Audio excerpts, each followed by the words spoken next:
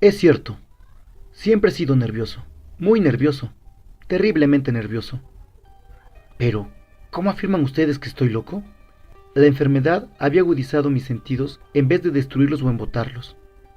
Y mi oído era el más agudo de todos. Oía todo lo que puede oírse en la tierra y en el cielo. Muchas cosas oí en el infierno. ¿Cómo puedo estar loco entonces? Escuchen y observen con cuánta cordura, con cuánta tranquilidad les cuento mi historia. Me es imposible decir cómo aquella idea me entró en la cabeza por primera vez, pero, una vez concebida, me acosó noche y día. Yo no perseguía ningún propósito, ni tampoco estaba colérico. Quería mucho al viejo. Jamás me había hecho nada malo, jamás me insultó. Su dinero no me interesaba. Me parece que fue su ojo. Sí, eso fue. Tenía un ojo semejante al de un buitre, un ojo celeste y velado por una tela. Cada vez que lo clavaba en mí, se me helaba la sangre. Y así, poco a poco, muy gradualmente, me fui decidiendo a matar al viejo y librarme de aquel ojo para siempre. Presten atención ahora. Ustedes me toman por loco, pero los locos no saben nada. En cambio, si hubieran podido verme, si hubieran podido ver con qué habilidad procedí, con qué cuidado, con qué previsión, con qué disimulo me puse a la obra. Jamás fui más amable con el viejo que la semana antes de matarlo. Todas las noches, hacia las 12, hacía yo girar el picaporte de su puerta y la abría, tan suavemente. Y entonces, cuando la abertura era lo bastante grande para pasar la cabeza, levantaba una linterna sorda, cerrada, completamente cerrada, de manera que no se veía ninguna luz, y tras ella pasaba la cabeza. Ustedes se hubieran reído al ver cuán astutamente pasaba la cabeza. La movía lentamente, muy, muy lentamente, a fin de no perturbar el sueño del viejo. Me llevaba una hora entera introducir completamente la cabeza por la abertura de la puerta, hasta verlo tendido en su cama. ¿Es que un loco hubiera sido tan prudente como yo? Y entonces, cuando tenía la cabeza completamente dentro del cuarto, abría la linterna cautelosamente, tan cautelosamente, sí, cautelosamente iba abriendo la linterna. La iba abriendo lo suficiente para que un solo rayo de luz cayera sobre el ojo de buitre. Y esto lo hice durante 7 largas noches, cada noche a las 12. Pero siempre encontré el ojo cerrado, y por eso me era imposible cumplir mi obra, porque no era el viejo quien me irritaba, sino el mal de ojo.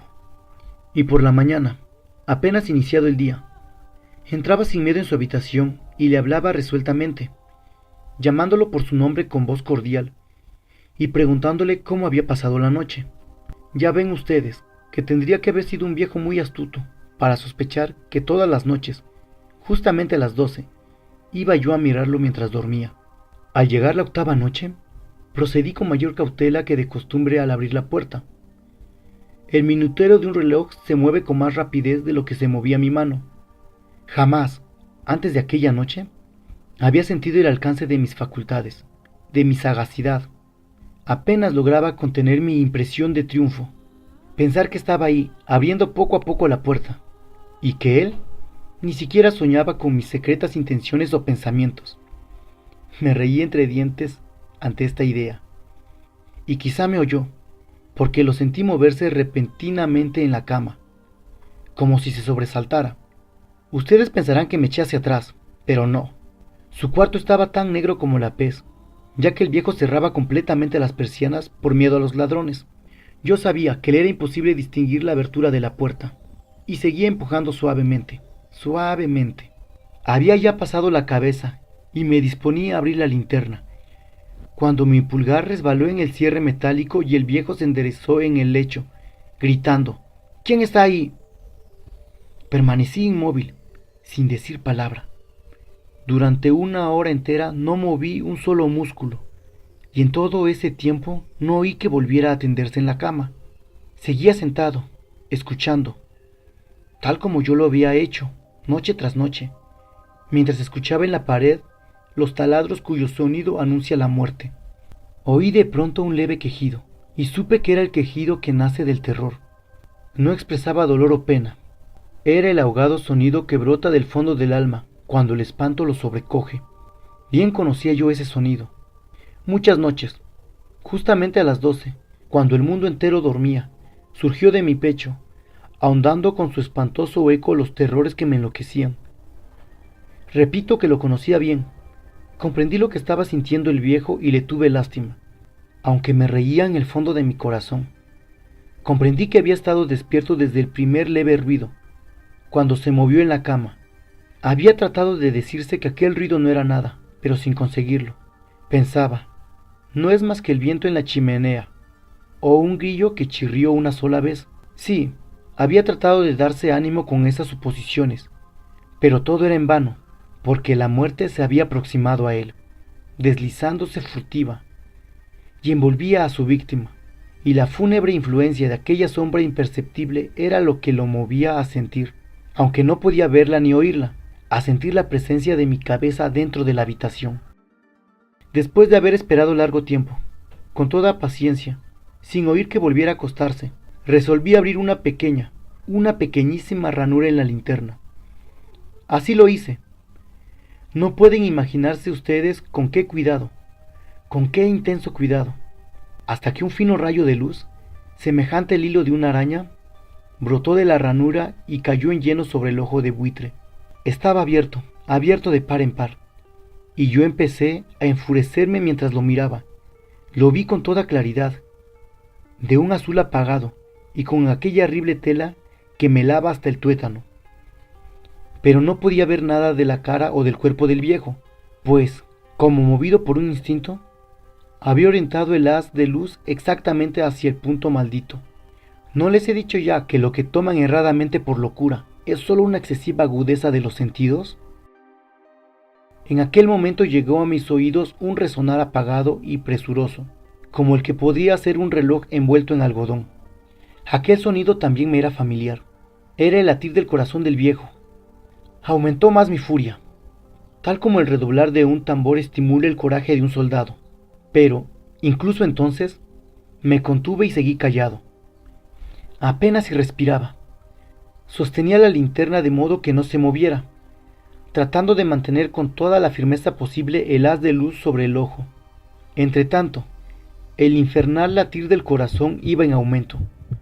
Se hacía cada vez más rápido, cada vez más fuerte, momento a momento. El espanto del viejo tenía que ser terrible. ¿Me siguen ustedes con atención? Les he dicho que soy nervioso. Sí, lo soy. Y ahora, a medianoche, en el terrible silencio de aquella antigua casa, un resonar tan extraño como aquel me llenó de un horror incontrolable. Sin embargo, me contuve todavía algunos minutos y permanecí inmóvil. Pero el latido crecía cada vez más fuerte, más fuerte. Me pareció que aquel corazón iba a estallar, y una nueva ansiedad se apoderó de mí. Algún vecino podía escuchar aquel sonido. La hora del viejo había sonado, lanzando un alarido. Abrí del todo la linterna y me precipité en la habitación.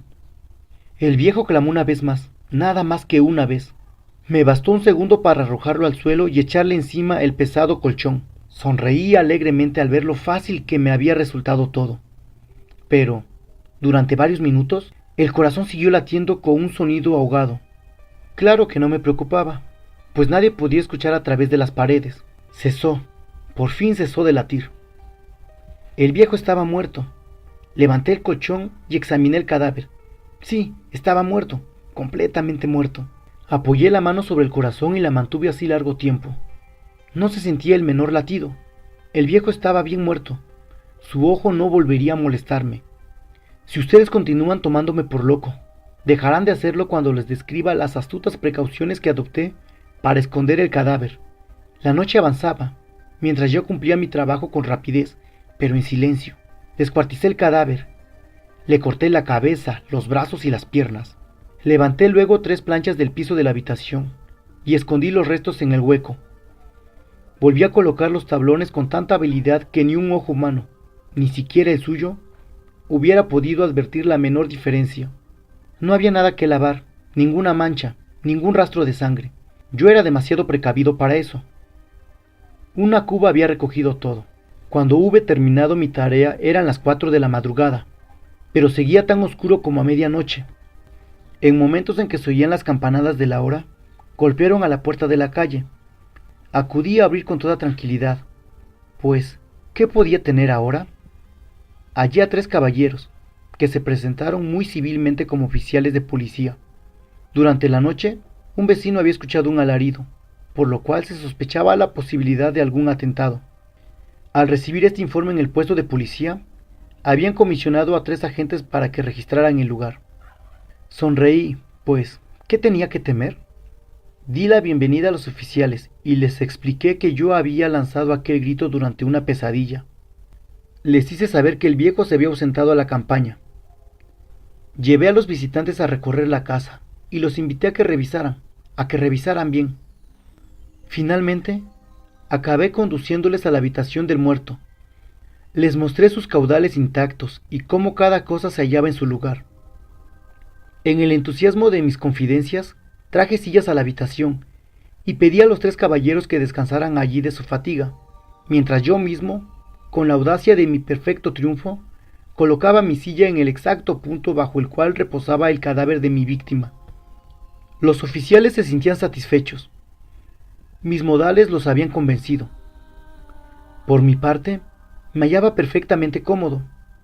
Se sentaron y hablaron de cosas comunes, mientras yo les contestaba con animación. Mas, al cabo de un rato, empecé a notar que me ponía pálido y deseé que se marcharan. Me dolía la cabeza y creía percibir un zumbido en los oídos, pero los policías continuaban sentados y charlando. El zumbido se hizo más intenso, seguía resonando y era cada vez más intenso. Hablé en voz muy alta para librarme de esa sensación, pero continuaba lo mismo y se iba haciendo cada vez más clara, hasta que, al fin, me di cuenta de que aquel sonido no se producía dentro de mis oídos. Sin duda, debí de ponerme muy pálido, pero seguí hablando con creciente soltura y levantando mucho la voz. Pero el sonido aumentaba. ¿Y qué podía hacer yo? Era un resonar apagado y presuroso, un sonido como el que podría ser un reloj envuelto en algodón. Yo jadeaba, tratando de recobrar el aliento, y sin embargo, los policías no habían oído nada. Hablé con mayor rapidez, con vehemencia, pero el sonido crecía continuamente. Me puse en pie y discutí sobre insignificancias en voz muy alta y con violentas gesticulaciones, pero el sonido crecía continuamente. ¿Por qué no se iban? Anduve de un lado a otro, a grandes pasos, como si las observaciones de aquellos hombres me enfurecieran. Pero el sonido crecía constantemente. ¡Oh Dios! ¿Qué podía hacer yo? Lancé espumarajos de rabia, maldije, juré, balanceando la silla sobre la cual me había sentado. Raspé con ella las tablas del piso, pero el sonido sobrepujaba a todos los otros y crecía sin cesar.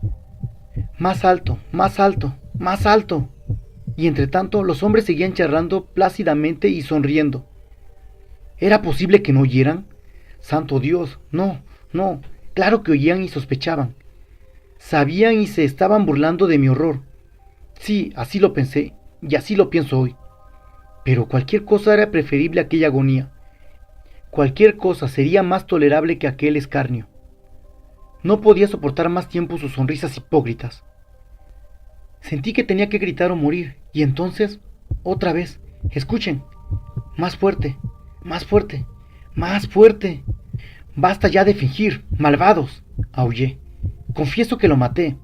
Levanten esos tablones, ahí, donde está latiendo su horrible corazón.